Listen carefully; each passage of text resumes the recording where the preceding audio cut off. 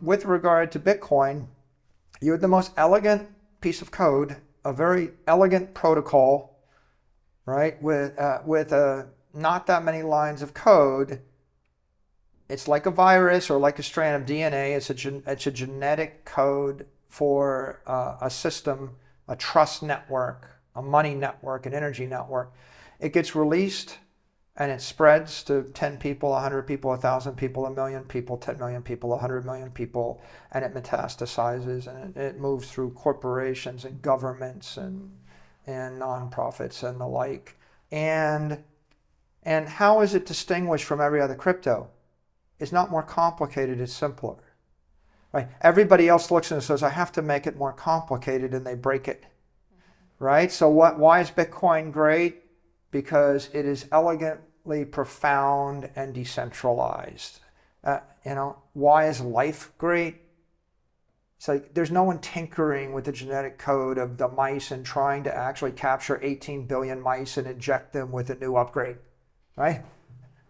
There's no one that's actually, when you start trying to sequester 1 billion people and inject them with your idea, right? It doesn't make things better, right? So centralized planning and centralized tinkering actually undermines the ecosystem. It doesn't help it. So nature is decentralized and elegant, and Bitcoin is decentralized and elegant. And so now we get to the question of government. What's the best government? The least government, decentralized and elegant. Some simple, elegant rules, right, that are decentralized and pushed down to the most local element. A country that has 50 states that all act independently is much more robust, anti-fragile, perhaps just, offers more dignity and more freedom to its citizens than a country with no states and just a single central government. A country that has separated branches of government, has checks and balances with a strong judiciary, a strong executive branch, but also a strong legislative branch, and perhaps even upper and lower houses of the legislative branch, and a system of checks and balances offers more freedom and is more functional. The more centralized the government and the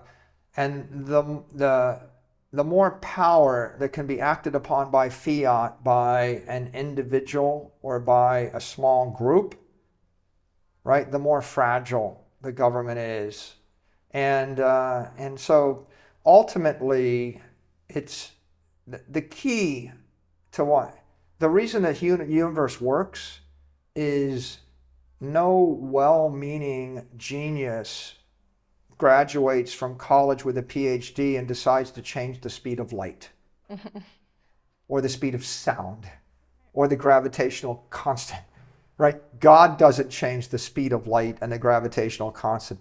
If that was changed, every mechanism on Earth would stop working and every building would collapse and everybody would die, right? That's why the universe works. The reason that life works is that no alpha male genius rat gets to change the genetic code of all the other rats, right? It's like, and when you have a new idea, like, oh, I think that I'm going to live by myself on an island spearfishing. If that works and you're able to procreate and prosper, maybe there'll be millions of people like you on that island.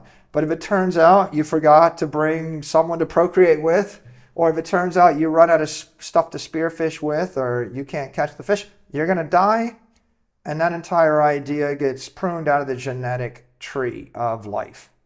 And I think the same is true with Bitcoin. Someone comes up with a better idea for Bitcoin and we just ignore them. You fork off a Bitcoin and you know what happened with the Bitcoin forks, and they all go to zero. And that's basically natural selection, the laws of nature.